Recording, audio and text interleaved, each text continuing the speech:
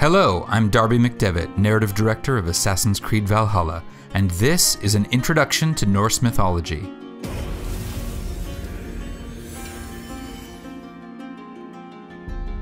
Assassin's Creed Valhalla takes place in an era that marks the gradual transition from the pagan religions of old Europe to modern Christianity. In England, where most of our story is set, the Christian faith has recently gained a firm foothold, but there are still many pagan religions flourishing. Most notable of these is the pantheon of gods worshipped by the Norse people who lived in the regions we now call Norway, Sweden, and Denmark. This eclectic collection of gods includes such figures as Odin, the All-Father and King of all gods, Freya, goddess of love and battle, and Loki, the obstinate trickster. For all the Norse characters in our story, including our protagonist Eivor, these gods and the stories about them constitute a living religion. They offer comfort and wisdom to the men and women who take them seriously.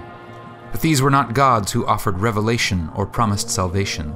Similar to the Greco-Roman gods, the Norse gods were not paragons of virtue, nor were they beings to which anyone should aspire, for they were as changeable as the seasons and as unpredictable as the weather. In the Norse conception of reality, the world was broken up into 9 realms, with Asgard being the home of the most important gods. Accessed by a bridge of light known as the Bifrost, Asgard was the site of Odin's Hall of Slain Champions, called Valhall, or Valhalla. This was the final resting place of all warriors who died bravely in battle, weapon in hand, and whose reward it was to remain at Odin's side, drinking and warring until the coming of Ragnarok, the battle at the end of time. As one might expect from a people who valued courage and honor, the Norse approached their gods somewhat bluntly. They did not pray to them asking for redemption, they bargained with them, making sacrifices for a stroke of good fortune. Where virtue and sin and redemption are hallmarks of the Christian faith, for the Norse sensibility, ideas like honor and reputation held much greater sway. But this does not mean that the Norse religion lacked notions of goodness or ethics.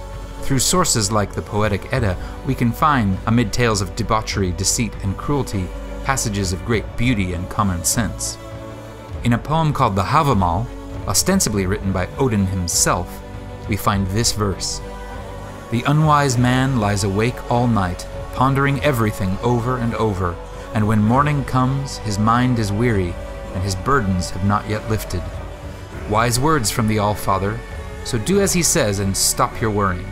Get a good night's sleep and rise refreshed, for the gates to Valhalla will soon be open.